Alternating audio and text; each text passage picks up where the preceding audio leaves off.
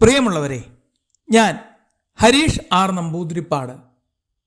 ദിനാചരണങ്ങൾ നടക്കുന്ന ഈ സമയത്ത് രസകരമായ ഒരു കഥ കേൾക്കൂ. രാജമ്മയുടെ ആട്. രാജമ്മയുടെ വീട്ടിൽ നിന്ന് ആടിനെ കൊണ്ടുവരാൻ പോയ രമേശൻ മാഷ് ഇതുവരെ വന്നില്ലേ? മാഷിപ്പോൾ വരും. ടീച്ചർ ആടിന് കൊടുക്കാനുള്ള കഞ്ഞി എടുത്തു വയ്ക്കാൻ നോക്ക്. ഷാജി മാഷ് വിലാസിനി ടീച്ചറോട് പറഞ്ഞു.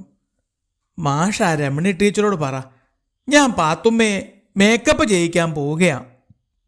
എൻ്റെ പൊന്നു ടീച്ചറെ, ആടിന് പ്ലാവില പറിക്കാൻ വലിഞ്ഞു കയറിയിട്ട് മേൽ മുഴുവൻ ഉറുമ്പ് കടിച്ചു.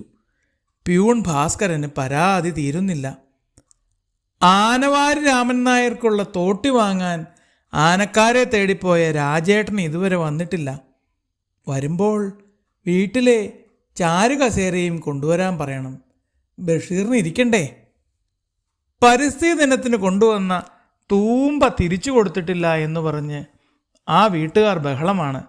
ഞാൻ ആ വഴിക്കേ പോകുന്നില്ല. ജഗദമ്മ ചേച്ചി സുല്ലിട്ടു. പ്രവേശനോത്സവത്തിന് ലഡ്ഡു വാങ്ങിയ പൈസ ഞാനാ കൊടുത്തത്, അതിതുവരെ തന്നിട്ടില്ല. ശാരദ ടീച്ചർ പരാതിപ്പെട്ടി തുറന്നു. അതൊക്കെ തരാന്നേ, ഒന്നുമില്ലെങ്കിൽ നമ്മുടെ കുഞ്ഞുങ്ങൾക്ക് കൊടുത്തതല്ലേ. ഹെഡ് മാസ്റ്റർ ടീച്ചറെ സമാധാനിപ്പിച്ചു. ആട് വന്നു, പ്ലാവില വന്നു, കുട്ടികൾ ഇനിയും വേഷം കെട്ടി വന്നിട്ടില്ല. ഒന്ന് പോയി നോക്ക്. 6Bയിലെ ചിന്നുവിനോട് ടീച്ചർ പറഞ്ഞു. സുഹ്റയ്ക്കും കുഞ്ഞിപ്പാത്തുമ്മയ്ക്കും മേക്കപ്പ് ചെയ്ത് മതിയാവുന്നേയില്ല. ചിന്നു ചിരിച്ചുകൊണ്ട് പറഞ്ഞു. ഞങ്ങൾക്കല്ല മേക്കപ്പ് ചെയ്യാൻ താമസം, മാഷിനാണ്. കുട്ടികൾ ഒരുമിച്ച് പറഞ്ഞു. എൻ്റെ മാഷേ, ഒന്ന് വേഗം വരൂ. ടീച്ചർമാർ ലഹള കൂട്ടി.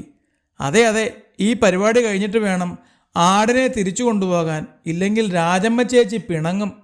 രമേശൻ മാഷ് തിരക്ക് കൂട്ടി. ആട്ടിൻകാട്ടം വാരിക്കളയാൻ ഞാൻ തന്നെ വേണോ? വത്സമ്മ ചേച്ചിക്ക് പരിഭവം. വാരിക്കളയണ്ട, നമ്മുടെ ചെടികളുടെ ചുവട്ടിലിടാം. രാജി ടീച്ചർക്ക് ചെടികളുടെ കാര്യമാണ് ചിന്ത. ആട് ചെടി കടിച്ചു തിന്നാതെ നോക്ക്. ബാബു സാർ ചിരിച്ചുകൊണ്ട് പറഞ്ഞു.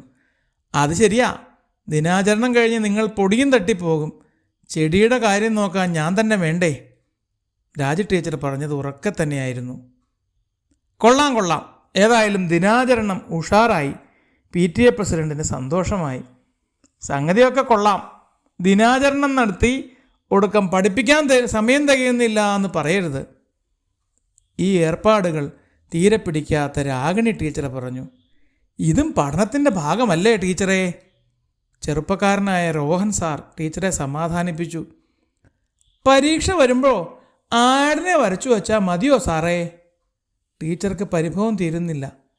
മനോഹരമായി ആടിനെ വരയ്ക്കാൻ കഴിയുന്നതും ഒരു കഴിവല്ലേ? ഹെഡ് മാസ്റ്റർ രാഗിണി ടീച്ചറോട് ചോദിച്ചു. ഞാനൊന്നും പറയുന്നില്ലേ? ടീച്ചർ സ്ഥലം കാലിയാക്കി.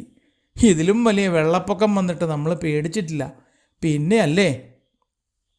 രാഗിണി ടീച്ചറുടെ ദുർമുഖം തീരെ ഇഷ്ടപ്പെടാത്ത ശാന്ത ടീച്ചർ പറഞ്ഞു. മെഹേ മെഹേ. ഓഫ് ചെയ്യാൻ മറന്ന മൈക്കിലൂടെ ആടിൻ്റെ ശബ്ദം മുഴങ്ങിയപ്പോൾ എല്ലാവരും പൊട്ടിച്ചിരിച്ചു.